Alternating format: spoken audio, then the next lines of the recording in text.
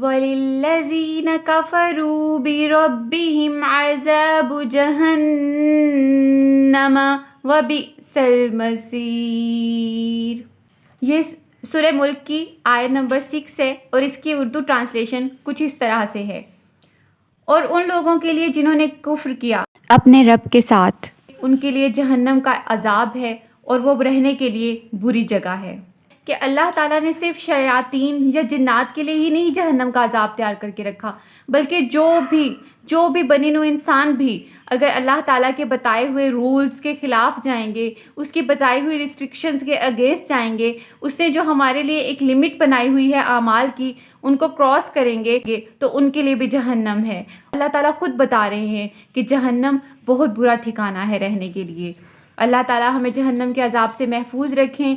اللہ تعالیٰ ہمیں نیک اعمال کرنے کی توفیق عطا فرمائیں، آمین ثم آمین۔ علی خان نے سورہ ملک کے 6 سیکشنز بنائے ہیں، جن میں سے ایک سیکشن ہم نے کور کر لیا ہے، وہ ہے نمبر 1 to نمبر 5 آیات کا۔ سیکشن 1 میں ہم نے اللہ تعالیٰ کی پاور دیکھی تھی، تبارک الذی بیدہ الملک، قدیر، خلق الموت والحیات، عزیز الغفور۔ یہ سب وہ صفات تھیں جو ہم نے فرسٹ سیکشن میں دیکھیں اور یہ سب اللہ تعالیٰ کی پاورز تھی۔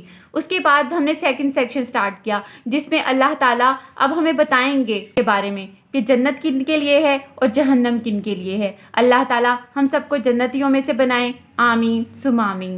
اس ویڈیو سے ریلیٹڈ کوئی بھی سجیشن آپ کے مائنڈ میں ہو یا کوئی بھی اور پوائنٹ آپ ایڈ کرنا چاہیں تو کمنٹ سیکشن میں ضرور بتائیے گا۔